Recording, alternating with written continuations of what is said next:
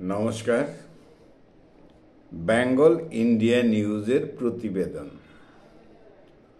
রোহিঙ্গা শিশুদের ভারতের স্কুলে পড়তে দেওয়া এবং ভারতে আজীবন বসবাস করতে দেওয়া উচিত কি উচিত নয়, তাহলে এই আমাদের আজকের আলোচনার বিষয়।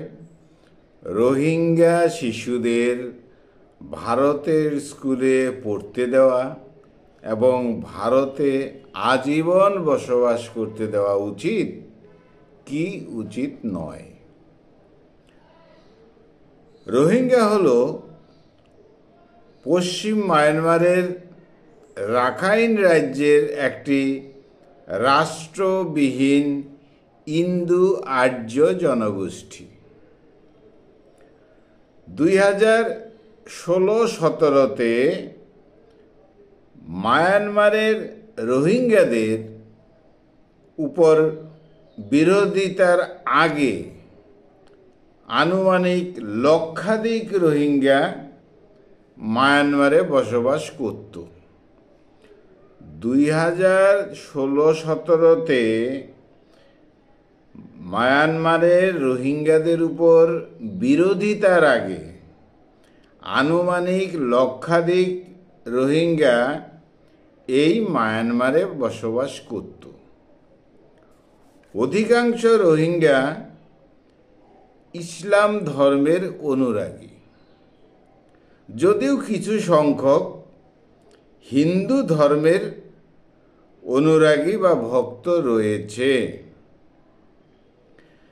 2013 সালে জাতিসংঘ রোহিঙ্গাদের বিশ্বের অন্যতম নিগৃহীত সংখ্যালঘু জনগোষ্ঠী হিসাবে উল্লেখ করে। 1982 সালের বার্মিজ নাগরিকত্ব আইন অনুসারে তাদের নাগরিকত্ব অস্বীকার করা হয়েছে, তাদের মানে রোহিঙ্গাদের। এছাড়াও রোহিঙ্গাদের আন্দোলনের স্বাধীনতা, রাষ্ট্রীয় শিক্ষা এবং সরকারি চাকরির ক্ষেত্রে নিষিদ্ধ ঘোষণা করা হয়েছে। সময়কাল 1982। নিয়মটা বা আইনটা হলো বার্মিজ নাগরিকত্ব আইন, আর সেই অনুসারেই কিন্তু এই রোহিঙ্গাদের বার্মাতে নাগরিকত্ব অস্বীকার করা হয়েছে। রোহিঙ্গাদের আন্দোলনের স্বাধীনতা, রাষ্ট্রীয় শিক্ষা, সরকারি চাকরি সব বিষয় নিষিদ্ধ করা হয়েছে। কিন্তু রোহিঙ্গাদের মত হলো তারা পশ্চিম মায়ানমারের অনেক আগে থেকে বসবাস করে আসছে, এটা রোহিঙ্গাদের মতামত। এবং তাদের বংশধর আরাকানের বাসিন্দা ছিল।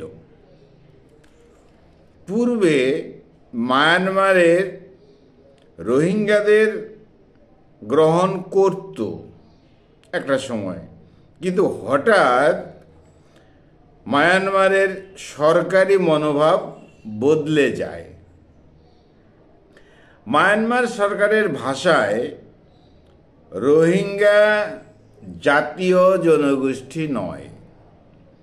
বর্তমানে মায়ানমার সরকারের ভাষায় বক্তব্যটা হলো যে রোহিঙ্গা জাতীয় জনগোষ্ঠী নয়, তারা বাংলাদেশ থেকে আসা এক অবৈধ প্রবাসী জনগোষ্ঠী। এটা হলো এই মায়ানমার সরকারের বর্তমান মতামত।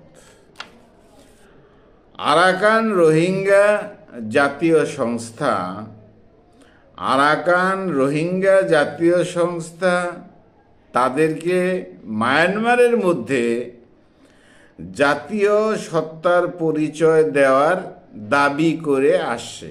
কে? আরাকান রোহিঙ্গা জাতীয় সংস্থা। পরে 9 লক্ষের বেশি রোহিঙ্গা শরণার্থী বাংলাদেশে পালিয়ে আশ্রয় নিয়েছিল। পরবর্তী সময়ে 9 লক্ষের বেশি রোহিঙ্গা শরণার্থী বাংলাদেশে পালিয়ে আশ্রয় নিয়েছিল। 1 লক্ষ রোহিঙ্গা মায়ানমারের সেনাবাহিনীর নিয়ন্ত্রিত ক্যাম্পে এখনো রয়েছে। রোহিঙ্গারা মুসলিম অধ্যুষিত দেশে যেতে বেশি আগ্রহী, তবে ভারত পাকিস্তানেও রোহিঙ্গা ঢুকে পড়েছে। তবে বিশেষ করে ভারতে বাংলাদেশি রোহিঙ্গা এবং তথাকথিত মায়ানমারের রোহিঙ্গা তারা ভারতে ঢুকে রয়েছে, বসবাস করছে, ছোটোখাটো কাজ করছে, আবার ভারত বিরোধী কাজেও যুক্ত হয়ে যাচ্ছে। এবার প্রশ্ন হলো, এই যে রোহিঙ্গা শিশুরা রয়েছে, অসংখ্য রোহিঙ্গা শিশু, এই রোহিঙ্গা শিশুদের ভারতের স্কুলে পড়তে দেওয়া উচিত কি না, কিংবা ভারতে আজীবন বসবাস করতে দেওয়া উচিত কি না। এক শ্রেণীর রাজনৈতিক নেতৃত্ব তারা মনে করে যে হ্যাঁ, রোহিঙ্গারা ভারতে থেকে যাক। আবার অন্য শ্রেণীর রাজনৈতিক মতাদর্শের লোক যারা, তারা ভাবছে যে না, রোহিঙ্গারা ভারতে আসবে না বা তাদের থাকার কোনো অধিকার নেই। তবে যারা রোহিঙ্গাদের সাপোর্ট করছে, ভারতের voter card, Aadhaar card, PAN card, ration card সহ ব্যাংকিং ব্যবস্থায় যুক্ত হয়ে রয়েছে রোহিঙ্গারা। সেই জন্য ধর্মনিরপেক্ষ নামে কিছু দল তারা চাইছে রোহিঙ্গারা ভারতে থেকে যাক, তাদের ভোট ব্যাংক হয়ে যাক। বিষয়টা এরকম রয়েছে। বিভিন্নভাবে ভারত ভূখণ্ডে পালিয়ে প্রবেশ করেছে এই রোহিঙ্গারা। বিশেষ করে মুসলিম ঘনবসতি অঞ্চল যে জায়গায়, সেখানে তারা জায়গা নিয়েছে এবং রোহিঙ্গাদের একটা আশ্রয়স্থল তৈরি করে ফেলেছে। কোনো রেলের প্রপার্টি বা কোনো রাস্তাঘাটের মধ্যে বিভিন্নভাবে তারা এরকম শরণার্থী ক্যাম্প তৈরি করেছে। রোহিঙ্গা বাংলাদেশি বা রোহিঙ্গা এই মায়ানমার থেকে যারা এসেছে, ছোট ছোট কাজ করে জীবন নির্বাহ করছে। কোনো দালালদের আবার কিছু অর্থ দিয়ে সরকারি জমিতে আস্তানা গেড়েছে, অর্থাৎ দালালদের শিকার হয়েছে এই রোহিঙ্গারা। একদিকে রাজনৈতিক দল, তারাও রোহিঙ্গাদের সমর্থন করছে মানবিক কারণে, ভারতের কারণে নয়, ভারতের সুবিধা অসুবিধা হবে তা নয়। এই রোহিঙ্গারা ভারতের হসপিটাল হোক বা ভারতের যে সরকারি সুবিধা রয়েছে জনগণের জন্য, সমস্ত কিছুই ভোগ করে এই রোহিঙ্গারা। যাই হোক, প্রমাণ মিলেছে রোহিঙ্গারা বিভিন্ন অসামাজিক কাজ, কলহ এবং ভারত বিরোধী কাজে লিপ্ত রয়েছে।